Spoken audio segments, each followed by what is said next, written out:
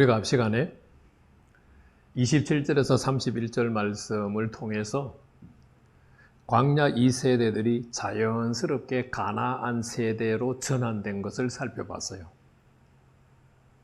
그러면서 가나안 세대들이 하나님 앞에 심판을 받아서 지금 포로로 잡혀갔는데 그 포로로 잡혀간 자들도 가나안 세대와 똑같이 죄를 짓고 있는 거예요. 포로로 잡혀온 세대들은 가나안 세대뿐만 아니라 광야 2세대, 광야 1세대, 애굽 세대와 똑같이 죄를 짓고 있는 거예요. 그래서 광야 2세대에서 가나안 세대로 넘어가는 것이 자연스럽게 넘어갔고, 가나안 세대에서 이스라엘 여러 장로들에게 하시면서 이스라엘 족속들이라고 지칭하는데 포로 세대들이죠.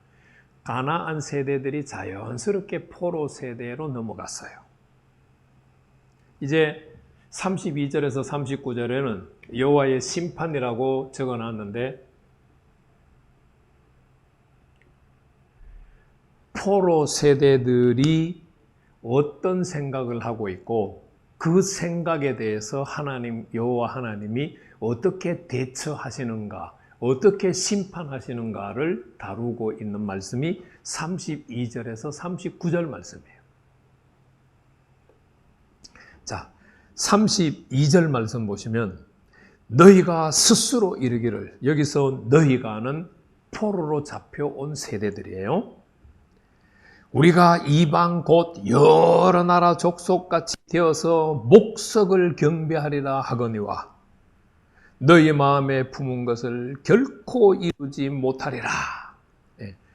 상반절, 중반절 말씀까지는 포로 세대들의 소망이에요.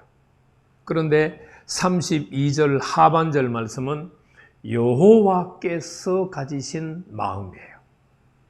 포로 세대들은 어떤 마음을 가지고 있어요? 이방 여러 나라 사람들이 섬겼던 우상을 우리가 섬기리라, 이런 마음을 가지고 있고 그렇게 행동하고 있는 거예요. 그런데 여호와 하나님께서는 뭐라고 말해요? 너희 마음에 품은 것을 결코 이루지 못하리라. 다른 말로 표현하면요, 너희 마음대로 안 돼 라는 이야기예요.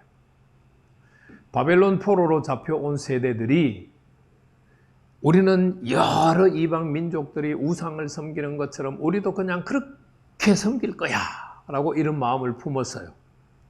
그런데 여호와 하나님께서 아니, 너희들이 마음에 품은 대로 안 돼. 그게 지금 32절 말씀이에요. 33절 말씀에 여호와 하나님께서 우리 한글 성경으로는 주 여호와의 말씀이니라 내가 나의 삶을 두고 맹세하노니 라고 해서 길게 번역을 했잖아요. 그런데 뒤에 있는 내가 나의 삶을 두고 맹세하노니를 내가 살아있으므로 라고 번역하는 것이 우리가 더 쉽게 이해할 수 있어요. 내가 살아있으므로 라고 번역을 하고 주 여호와의 말씀이니라 앞으로 와야 돼요. 내가 살아있으므로 주 여호와의 말씀이니라. 그리고 뭐라고 말씀하세요? 내가 능한 손과 편팔로 분노를 쏘라 너희를 반드시 다스릴지니라. 지금 포로로 잡혀있는 세대들이 뭐라고 32절에서 생각하고 있다고요? 여러 나라, 이방 여러 나라들이 섬기는 신을 우리도 섬기리라. 그런데 하나님께서 너희들 마음대로 안 될 걸 하시고 그 다음에 지금 하신 말씀이 33절이에요. 내가 능한 손과 편팔로 분노를 쏘라 반드시 너희를 다스린다.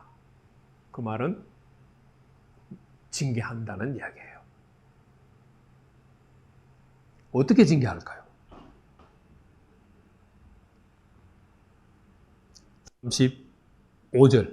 34절 능한 손과 편팔로 분노를 쏟아 너희를 여러 나라에서 나오게 하며 너희 흩어진 여러 지방에서 모은다. 35절까지 읽어보겠습니다. 너희를 인도하여 여러 나라 광야에 이르러 거기서 내가 너를 대면하여 심판하리라. 지금 바벨론 포로로 잡혀온 바벨론 포로 세대들이 우리는 여러 이방 나라처럼 우상 숭배하며 살겠다고 하니까 여호와 하나님께서 너희 마음대로 안 돼. 그래서 내가 너희들을 향하여서 편팔과 능한 손과 편팔로 너희들에게 분노를 쏟아가지고 반드시 너희를 징계할 거야. 그 징계하는 방법이 포로지에서 다 끄집어내는 거예요. 바벨론 포로에서도 끄집어내고, 아수르로 잡혀간 자들은 아수르에서 끄집어내고, 애굽으로 도망간 자들은 애굽에서 끄집어내고, 다 그 나라에서 끄집어낸다는 거예요. 어디로? 광야로. 광야로 끄집어내서 어떻게 하실까요? 36절 말씀 보세요. 내가 애굽 땅 광야에서 너희 조상들을 심판한 것 같이 너희를 심판하리라. 주 여호와의 말씀이니라. 무서운 말씀이죠. 애굽 세대들이 하나님이 자신의 이름을 더럽히지 않고 자신의 이름을 위해서 자신을 더럽히지 아니하려고 그들에게 분노했지만 어떻게 하셨어요? 그들을 탈출시켰죠. 그리고 광야 1세대들이 또 하나님이 주신 율례와 규례를 업신여기고 대적하여 살고 안식일을 더럽히며 살았죠. 그래서 하나님께서 그들을 진멸하겠다고 하고 적과 꿀이 흐르는 땅으로 인도해 드리지 않겠다고 말씀하셨지만 하나님께서 1세대들은 죽이고 2세대들을 거기까지 인도해 드렸죠. 그런데 광야 1세대들이 40년 동안 광야를 방황하면서 하나님의 심판을 받아서 다 죽었죠. 하나님이 한꺼번에 죽였으면 어떻게 됐을까요?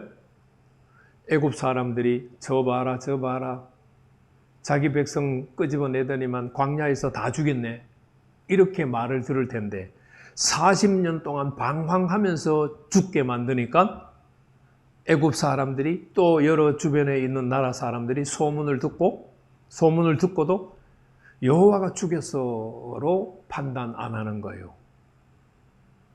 어떻게 판단해요? 광야 생활을 하면서 40년 동안 방황했으니까 힘들고 어려워서 빨리빨리 죽어갈 수 있다고 생각하겠죠. 그래서 여호와의 이름을 더럽히지 않았어요. 지금 여호와 하나님께서 바벨론 세대들이 우리가 여러 이방 나라들처럼 신을 섬기면서 살 거야. 그러니까 하나님께서 마음대로 안 돼. 그리고 그들에게 능한 손과 편팔로 분노를 쏟는데 그 분노를 쏟으시는 방법이 그 포로제에서부터 다 끄집어내는 거예요. 어디로? 광야로. 광야로 끄집어내서 어떻게 해요? 출애굽시켰던 1세대들이 광야 40년을 방황하며 다 죽었던 것처럼 그렇게 심판하시겠다는 거예요.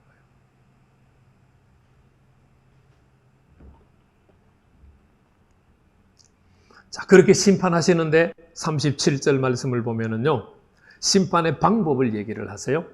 내가 너희를 막대기 아래로 지나가게 하며 언약줄로 맨다자.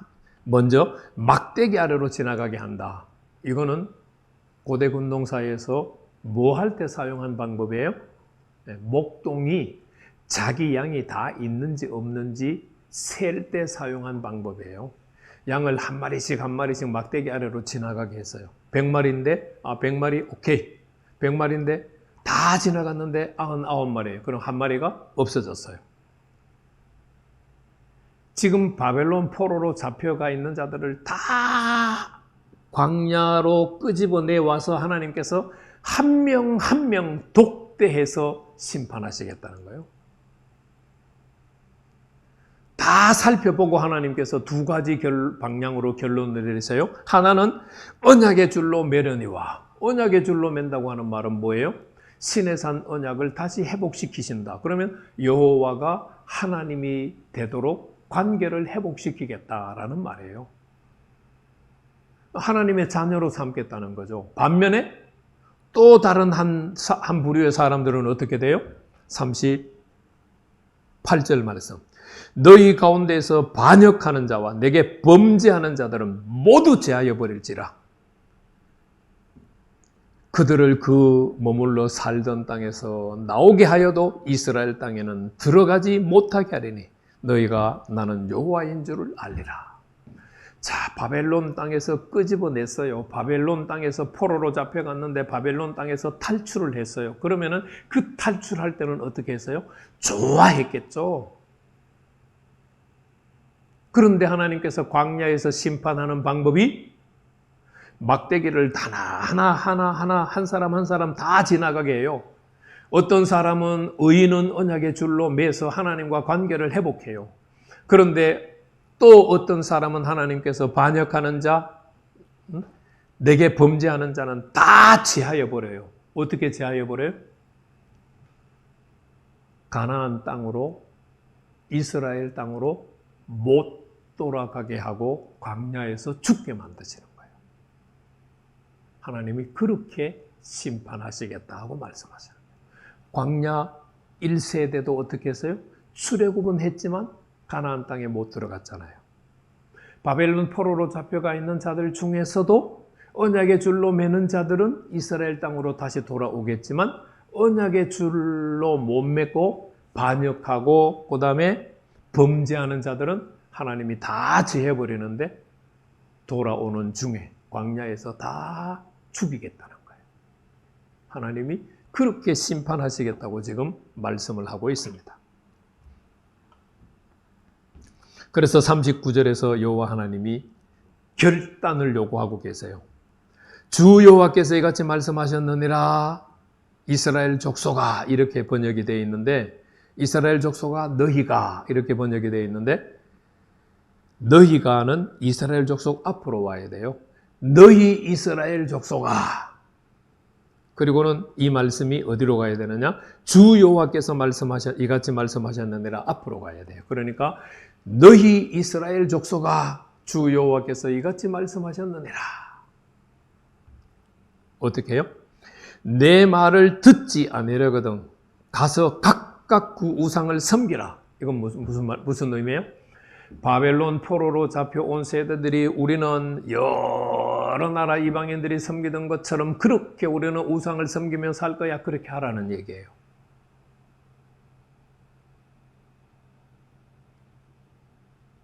그리고 그렇게 하려거든 이후에 이렇게 번역이 되어 있는데 그렇게 한 후에로 번역을 바꾸시는 게 좋아요. 다시는 너희 예물과 너희 우상들로 내 거룩한 이름을 더럽히지 말라.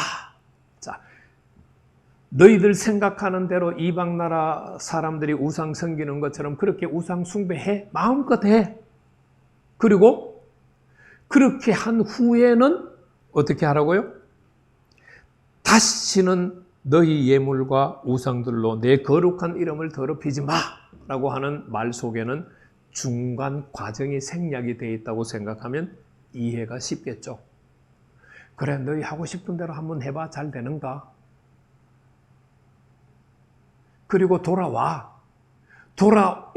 어떻게 하라고요? 다시는 너희 예물과 너희 우상들로 내 거룩한 이름을 더럽히지 마. 제대로 여호와 하나님만 섬기며 살아. 그러니까 상황을 잘 생각하시면 되겠죠? 지금 바벨론의 포로로 잡혀가 있는 세대, 바벨론 포로 세대들이에요. 바벨론 포로 세대들이 각 나라 이방 사람들이 섬기는 우상을 숭배하면서 살겠다고 하는 거예요. 그런데 하나님께서 아니야. 너희들이 그렇게 하도록 내버려 두지 않아. 그래서 그들을 다 탈출시켜요. 다 탈출시켜서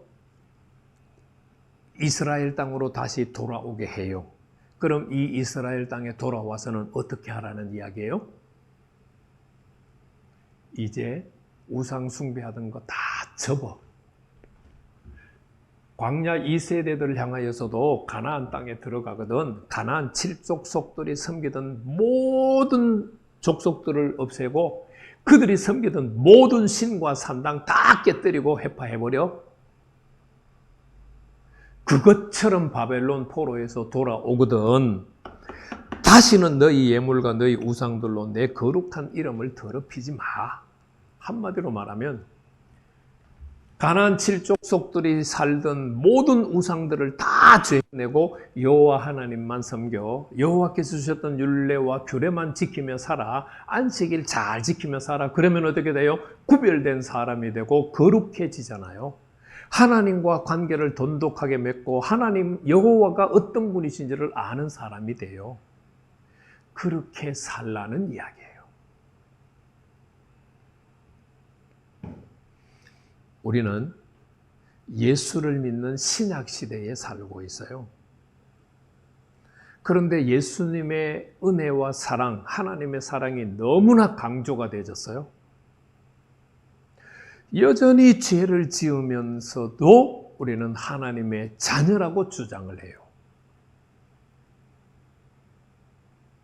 우리가 여전히 죄를 짓고 있기 때문에 예수님이 어떤 분이신지를 잘 몰라요. 여호와 하나님이 어떤 분이신지를 잘 몰라요.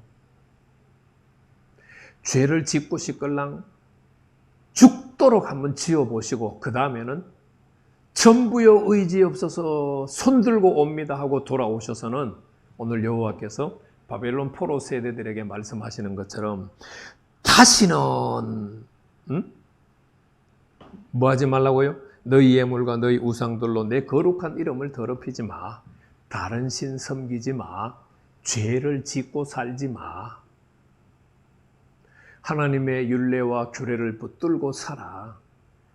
안식일을 잘 지키며 살아. 그래서 구별된 삶을 갖고 하나님의 은혜로 거룩해져서 여호와가 누군지를 알고 여호와 하나님을 섬기는 자가 돼.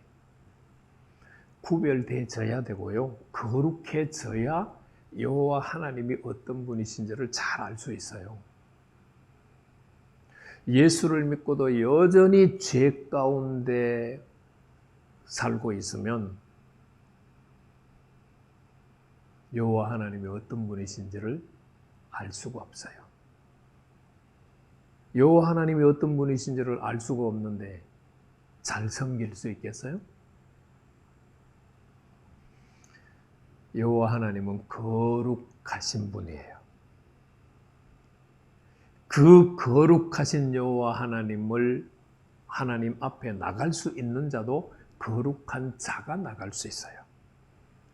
예수 믿으니까 예수님의 피의 공로를 힘입어서 무조건 나갈 수 있다고 생각하면 그럴 수도 있을 수는 있겠지만 그러나 모두가 그럴 수는 없어요.